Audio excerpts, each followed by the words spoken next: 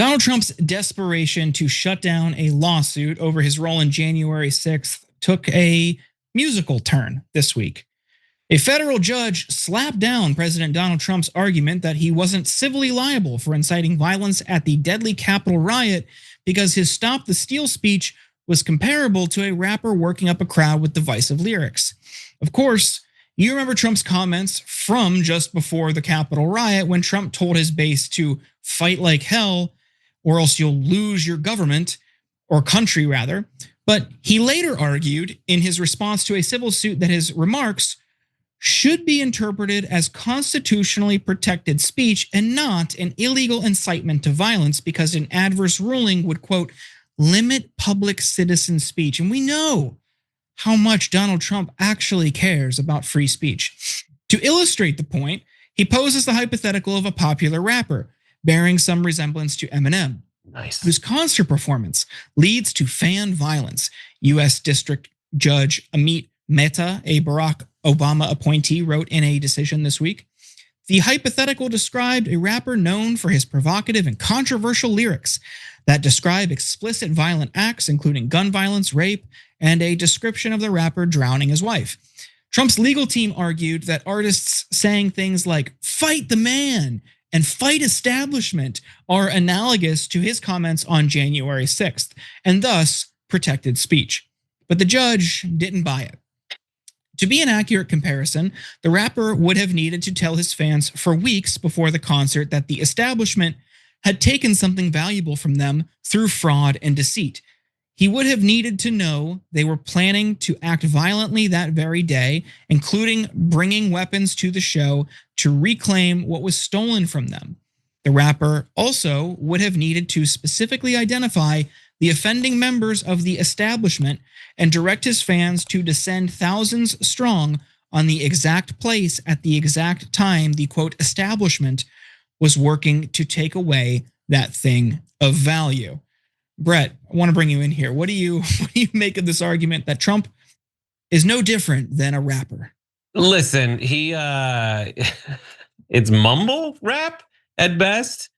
What's hilarious is like, yeah, he has no defense as an artist. He has no taste. I mean, this is what also the most hilarious part about our legal system is like, these are the discussions. These are the arguments. They're all just working on metaphors and analogs to compare certain things to other things to see if it's the same thing or same enough or different enough for us to like have a precedent moving forward. For me, just like the meta approach, no pun intended with the judge, but like the meta approach is like, this would all be fixed with reverence and shame. Like so much of our American system, judges included, we put judges in robes so that they're just floating heads to be like, I am a brain with no feelings interpreting facts. They're the original AI.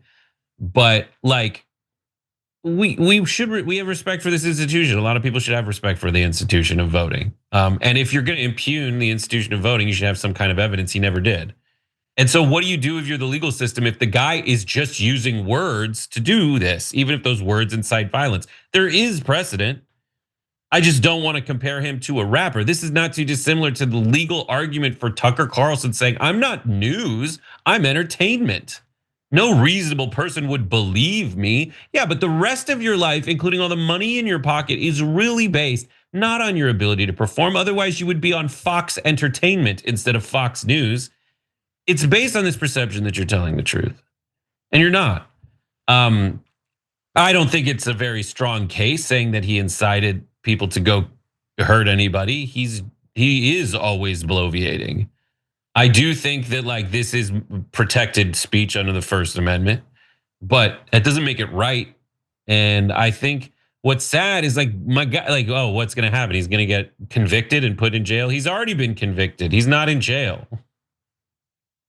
Right? But I don't know how we set it up against it.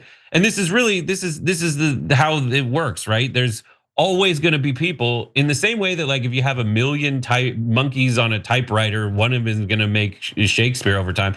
If you have a billion 300 million people alive in America, all of which are mortal and replaced by others, you're going to have someone who does this Donald Trump thing, who figures out this Donald Trump thing that is slippery enough to try to essentially make its way through certain cracks in the legal system and take advantage of ambiguities, because no one has done that. No one in their right mind would be good enough to become good enough at whatever the hell he was good enough to become president, and then have the gall to try this and continue lying after. He's really good at getting it both ways. I don't know. Do you buy this, Jordan? Do you buy this legal argument from the judge? No. Or his lawyer? No, I mean, like, incitement isn't protected speech. If you like fighting words, there are different criteria for this. They're treating it as like, oh, you could just say whatever you want in this country. Like, no, he like not only did he give that speech, which then led to them going to the Capitol and attacking, he also egged them on Truth Social, or he was on Twitter at the time. Sorry, he egged them on Twitter. They were like, there's clips from J6 where they're like reading, someone's like screaming his tweets to other people in the crowd so they know what Trump was saying. And he was watching it all. We have footage, we have pictures and video of him standing there watching it. So it wasn't like he just didn't know what happened. He was actively monitoring it and like posting on Twitter that he knew they would see and egging them on. Of course, like the Mike Pence doesn't have the courage to do the right thing tweet led to them chanting, "Hang Mike Pence." That's illegal. Hanging Mike Pence is illegal. I think that's a crime if you hang Mike Pence. If you hang anybody, it's a crime. Yeah, I know, but like that's the crime. The thing that the morons were doing is a crime. The guy who inspires the morons to do it, it's like I like watching mob shows when they're like, we got 2 cans of tuna coming in and that means heroin. And they can't go to jail for it because they said cans of tuna instead of heroin. Like, you need other evidence besides this to put Trump away. We have gotten it. He's been convicted. He should face the legal consequences of that. But like this stuff, I just don't buy. I hate Donald Trump. I think he's just, but I still like, that can't be the legal argument. He was watching it happen and he's like, what if I say this ambiguous thing knowing that it's like they're gonna take it a certain way, but I'm not saying here's where he's at. And here's where we keep the guns. Go get the guns and use them on this guy. Like, he didn't do that. He doesn't go to jail for it. Like, that's it. And if we're gonna say like the system did work. The system did work. How do we strengthen it? Well, I think more specific is I need 11,000 votes from Raffensperger. That's illegal. That's more illegal than we should. I mean, how many people on our side say we got to fight? Cenk follows it up with metaphorically political fighting, but like everybody says that, and it's. I don't think this is the perfect analogy saying he's a rapper because people know what a rapper is. They're not like he is an artist. Like he will win the Grammy for rap artist. Trump's he's not elected president of the United Artists Association. But if Trump could win a Tony, I don't know if there's any prize that he might covet more than that.